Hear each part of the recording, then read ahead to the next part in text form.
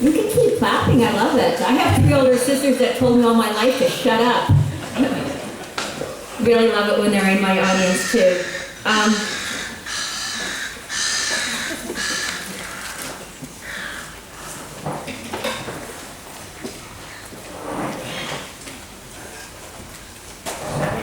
Great. It's an incredible honor for me to be here today talking to you guys about Aboriginal tourism in Canada. But as I mentioned yesterday, as an Indigenous person, it's important that I extend my respect to the Indigenous peoples whose land we're on. And that's and I have to apologize, not only because I'm Canadian, but I don't want to make a mistake on how to pronounce his name, and I probably will. But the Wajimut, the Wajak, and of course to respect their ancestors, their present, past, and in the future. I also, of course, want to thank Tony Charter, who found me through LinkedIn and through a conference I spoke at in Quebec in March. And I hope I'll be funnier now than I was then, but there's no guarantee, so I'm going to warn you right now. I'm an amateur comic, which means I haven't mastered the art of being funny yet, but I will be throwing in some bad humor. I'm going to start with one of my jokes that I've been working on, and it's, why did the chicken cross the road? Now, if you get to the other side, I know that's not my joke, but why did the kangaroo cross the road? It didn't.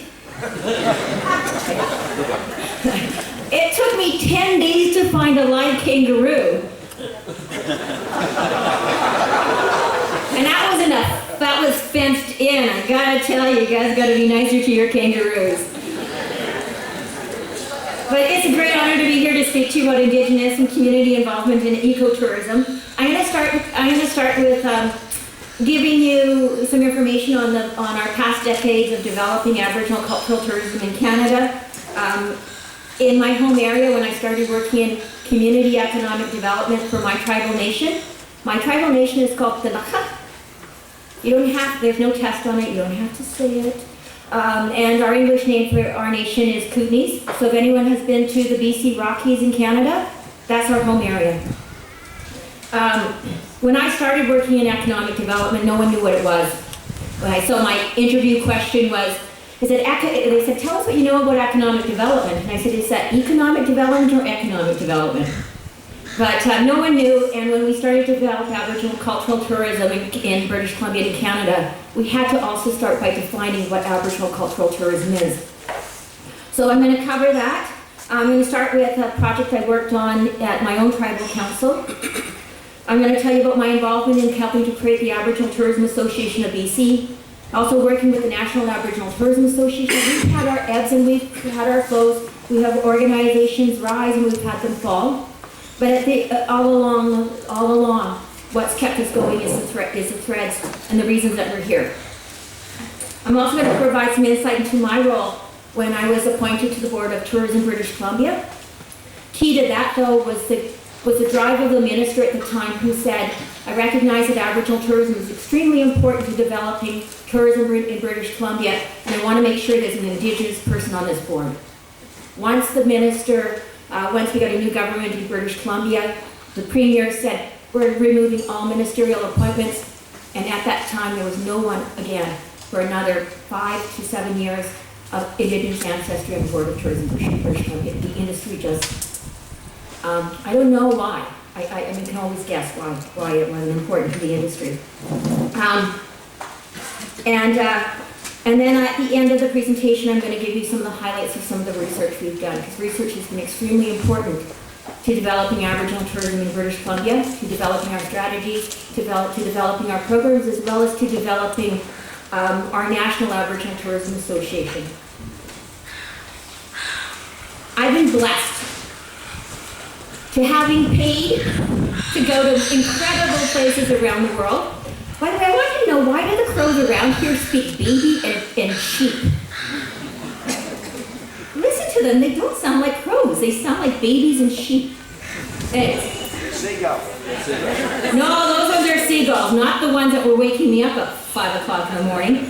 But anyways, I've been to an incredible number of places in the world. I've had a great opportunity to observe and to participate and to work with some Indigenous communities around the world. One of the things, oh, by the way, I have to say that Australia is absolutely incredibly beautiful. In case you haven't noticed, and I know it's hard to notice when it's right there every day to see and you don't see it. And I like to think that Canada and Australia have, after seeing quite a bit of your country in the last 2 weeks, that we have a lot in common.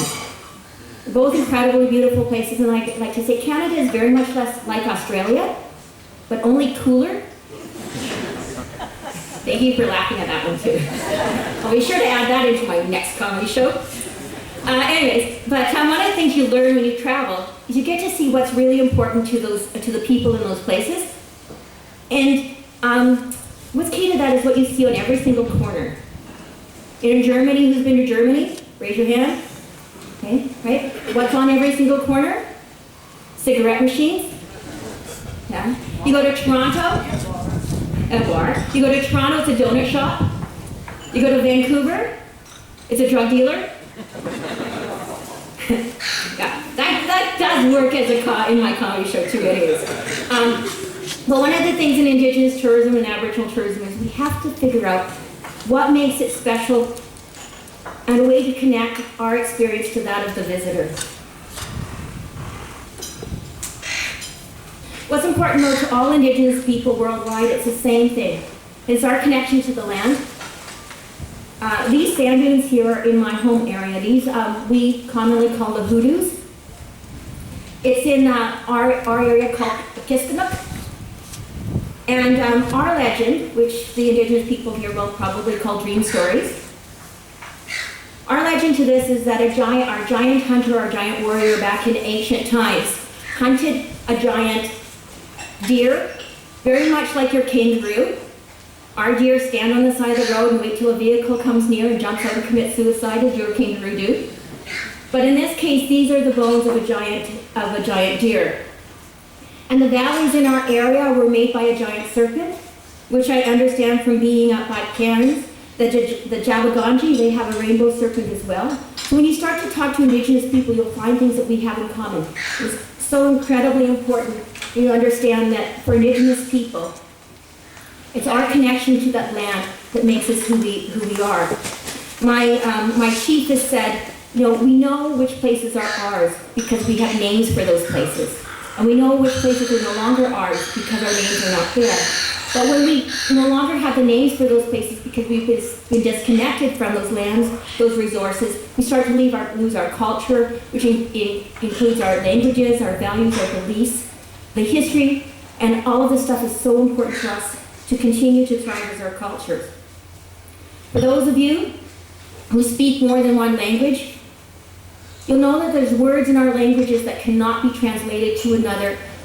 For the Inuit, they have over 50 words for snow. And I live in Vancouver. We have 3 words for snow. Snow, rain, and heavy rain. See, you guys are getting the jokes. Good. But part of the rain is you also know that you never drive in Vancouver because it's not like real snow itself. I mentioned that I've had the honor of working with some other Indigenous people in other parts of the road, and one of the projects was to go to South America to work with the Mukushi in the northern Amazon in Guyana. And this is Sidney Ellicott, he's the Tushao, which some people might know as the title as a chief.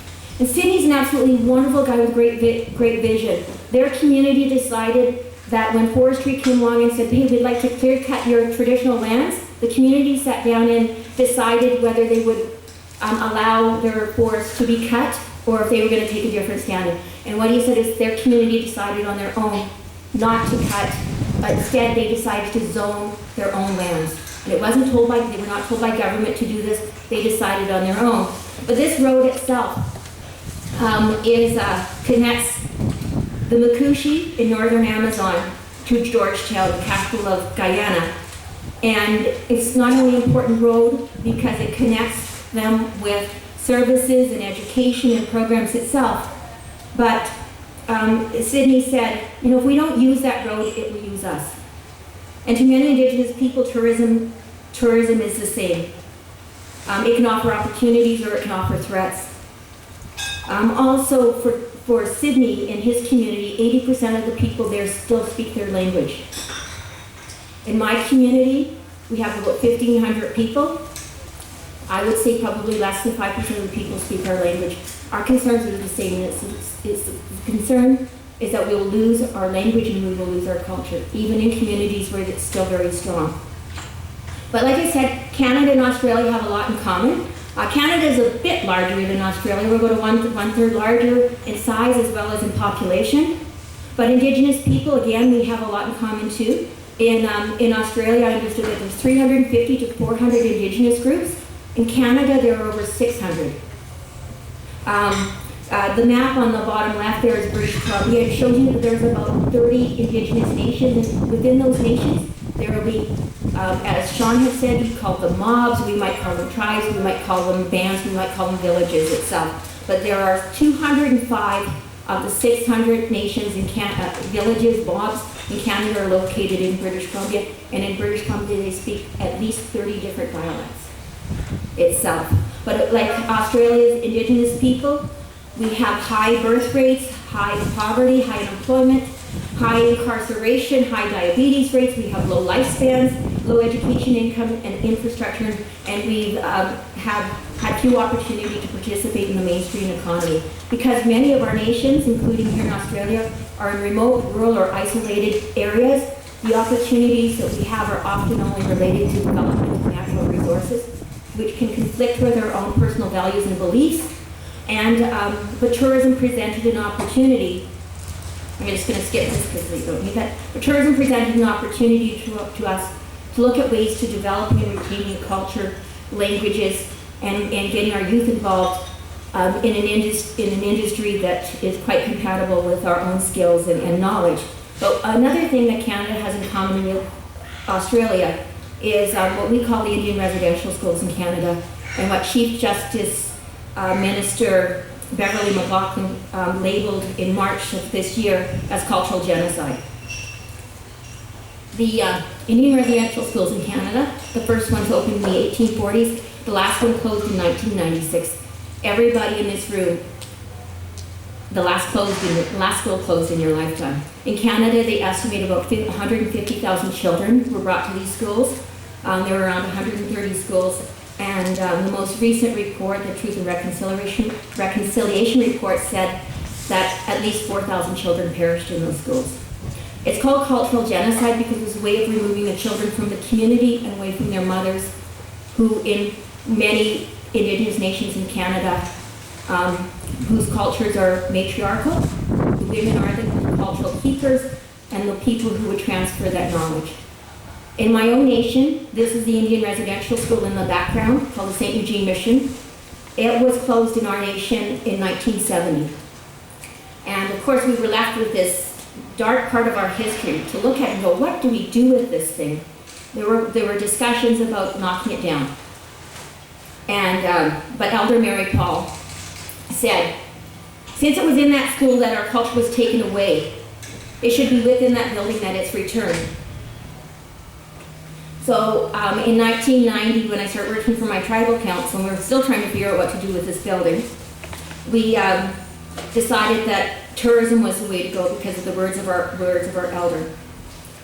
Certainly we could have knocked it down, but it wasn't going to change the past.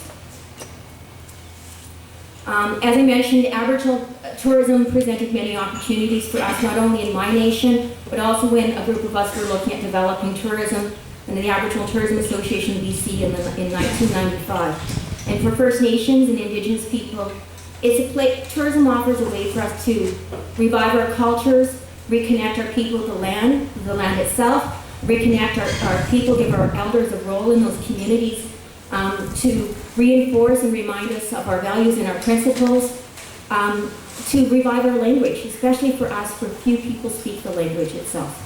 To give our elders a place, a role for our elders to transfer the knowledge, and for our youth to have pride. When I worked at my tribal council, our first annual general meeting I went to, the only people that dressed in regalia could speak the language and danced in our powwow were elderly people. The children knew nothing. When we started Aboriginal tourism, we had to find a way of also connecting with industry, government, and the travel trade. For them, they said that Aboriginal tourism could enhance the visitor's experiences. It could distinguish Canada and British Columbia from our international and regional competitors. They saw it as an investment, a new investment, We told them it was a revenue generator and that there would be tax benefits itself. And a key thing we've used in talking about Indigenous tourism is using the term return on investment. We weren't looking for handouts. When we went to government and said, we need some funds to start and to keep our Aboriginal tourism organization going, we had the statistics to show them that we weren't looking for an investment, but when you build an industry, it returns, it's not a grant, it's a return on investment. So I'm going to later on go over some of those stats. We've often looked to other groups for best practices. When we were developing Aboriginal tourism and the first national research on what Aboriginal tourism is in Canada, and we looked at developing a national Aboriginal cultural accreditation program.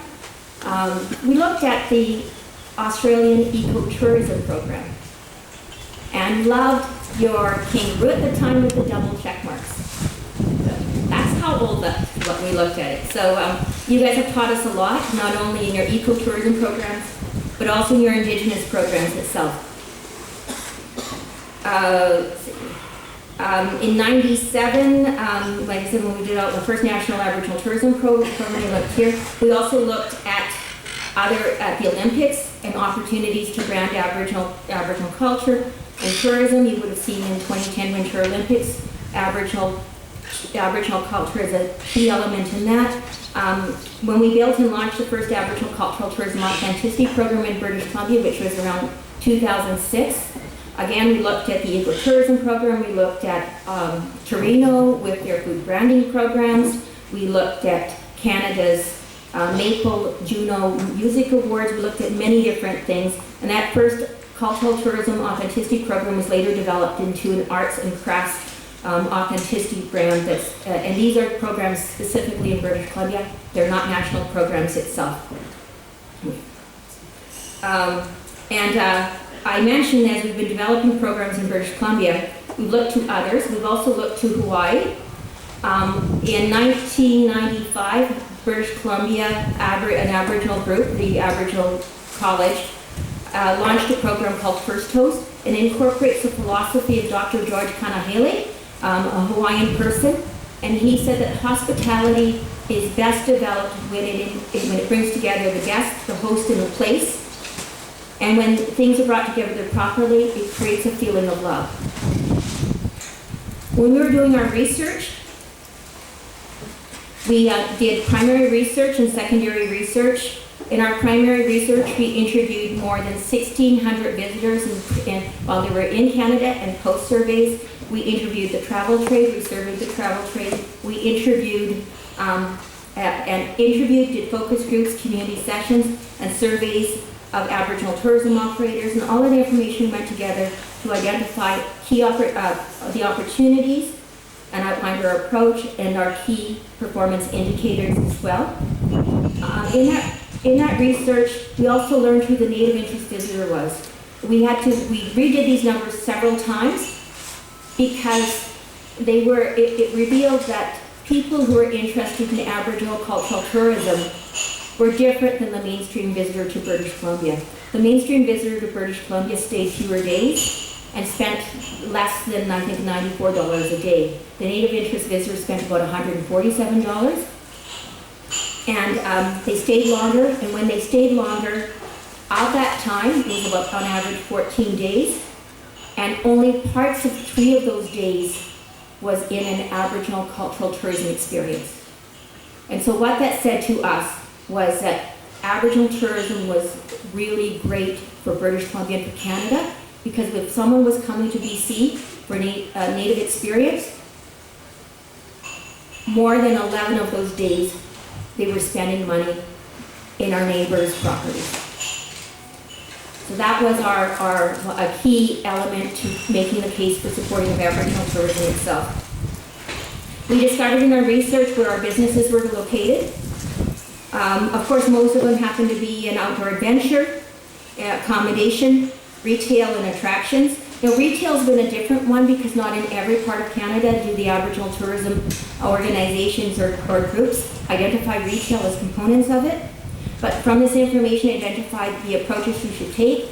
We looking at who the top visitor is to Canada. When we developed the St. Eugene Mission Resort, we didn't have this research. We had to guess. We knew the Germans liked this, but when we started doing research in '97 and in 2002, we discovered that the biggest market for Aboriginal tourism in Canada was right in our own backyard. I like to call that market we didn't even know they liked this market. And I think here in Australia, with research, you probably find that a greater market for Aboriginal tourism is right here in your own backyard too. And of course, the US is a key market to Canada, and UK, France, Germany, and Australia, too, are key markets for Canada itself. The competitors, so for Canada's Aboriginal tourism industry, the first key competitors are always the United States to Canada, Mexico, Australia, New Zealand. But they also happen to be our allies. When we look at who the top markets are again for Canada, we start to apply these. I love maps. We start to apply these, and again, many of them parallel. Then we look at where are some emerging and transitioning markets. As speakers talked yesterday, we too are looking for Japan and China and South Asia for markets. But also in the research, I don't know why it didn't reveal this, but certainly we can't overlook Africa, and I know Hawaii is part of the United States, but ask them and they often think it's separate. But Hawaii, you don't think of native tourism in the United States the way you think of Indigenous tourism in Hawaii. So I wanted to sort of outline those two markets. Now, from 1997 to 2014, we've been able, through research, map out some of the key differences in whether we've been transforming. I think a lot of the changes we've seen has had a lot more to do with more information being available to us, more connections. When we started doing research in 1997, we had to look at telephone directories to find who Aboriginal tourism operators were and pick up the phone and call. Now, when we did the research in 2014, we were able to look online. Huge differences. Technology has played a key role in that. But as I keep mentioning, this information has been very critical to us in developing Aboriginal tourism. From that information, we've identified that key emerging opportunities for us, of course, arts and crafts. I personally don't think we're doing enough in the arts and crafts side in Indigenous tourism. I think there's more effort that's needed there. That outdoor and adventure, outdoor has been key. Heritage tourism has been key. I think for gateways, we really need to look at festivals, events, and really build our arts and crafts programs, including branding. And it was mentioned yesterday by Pete, cuisine tourism is a key marketplace as well. I can talk more about that on the side. I'm going to skip this. We've learned, though, that there are lots of gaps in developing Aboriginal tourism across Canada. There's regions with great support, and then there's regions with gaps. There's no association in Alberta or Saskatchewan, and there's only a little initiative in Manitoba. Our strategic development has looked at building awareness, developing industry, developing those opportunities, developing partnerships, and marketing, creating awareness itself. And all the way along, encouraging more of our operators to incorporate cultural experiences into their product. I mentioned the residential school because of that, because many people have been reluctant to share our culture. Because when we were developing the St. Eugene, we had many people after 5 years say to us, oh, you Indians are never going to be able to develop that. We're not able to develop that because we have an act in Canada called the Indian Act, which restricts us from being able to borrow and use our on-reserve assets as collateral. I'm going to skip this and finish off, because he's got a sign here that says 1 minute, wrap up. But I want to, I better not waste that 1 minute, huh? But I mentioned the St. Eugene Mission Resort again, because it's been, it's because, for me, it really shows what cultural tourism can do to reviving a nation. Thank you. I mentioned that when I started working at my tribal council, only the elders spoke the language, only the elders dressed in regalia, made their own regalia, and only the elders danced. When I was working at my tribal council, before I left, we always used to go and do a Kinsman trade show, the local business trade show. And Sophie, our chief, she always made time to do it. And so she comes She comes to spend her time volunteering at our booth. She goes, Beverly, you're not going to believe this. And she goes, I just dropped Dean, her son, off, and his friends, and they were 12 to 14 years at the time. And she said, when we drove past the school, and it looked like that dark building before, they said, when that opens, we're going to work there. And I said, really? She goes, yeah. She said, I asked them what they're going to do. They said, well, we're going to be golf caddies. And, from those people who said, oh, you Indians are never going to be able to do this. When that was 5 years later, it took 11 years to open this. And the business case we used was the return on investment. And so you want to know if they worked there? They did. And it employs over 300 people in peak season. Majority of those people are non-Aboriginal people. But these could have been people who were the naysayers. They've now become our ambassadors for Aboriginal tourism, which is absolutely a fantastic thing. For those of you that might not, you look at the numbers. Is it making a difference? Now in Aboriginal tourism in British Columbia and in Canada, when we hold events, and Donnie, you've seen this, the people you see at the microphone speaking tend to be 20-year-olds. They're the ones that now speak the language. They're the ones now operating the Aboriginal outdoor tourism adventures. They're the ones making the regalia. It's the elders that sit on the sideline and cheer them on. So Aboriginal tourism, great impact. Want to leave you with 2 websites that you can go and see where the research is, where some of these programs are. It's on Aboriginal British Columbia, aboriginalbc.com. That's the blueprint strategy, the Aboriginal Cultural Authenticity Program, and Aboriginal Canada is where the latest stats are on the impact of Aboriginal tourism in Canada. Thank you for your time.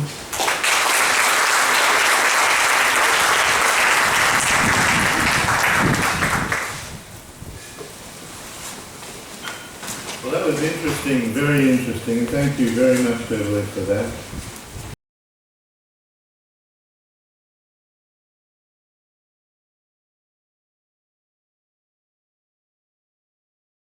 Like us, by the sound of the situation in Indigenous and community tourism and the geographic side and the governmental side and the legal issues.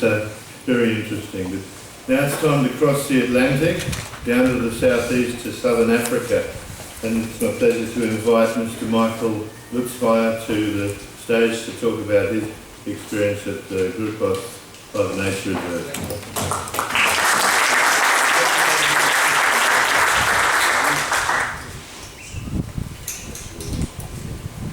Good morning, everyone, and it's an honor standing here. And Tony, thank you very much for inviting me to be able to talk about our little experience in South Africa. I think we got many things in common, and I wanted to kick off with a little movie.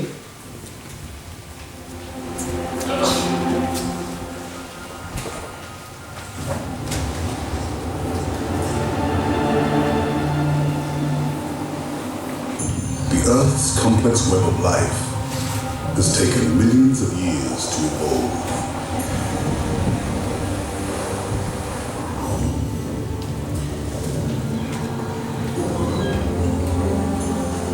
From the beautiful multitudes of the microscopic kingdom to the gentle giants of the deep. From aquatic forests swaying rhythmically in the surging swell to mystical forests gnarled in ancient trees. From every delicate floral form to infinite harmonious adaptations. We are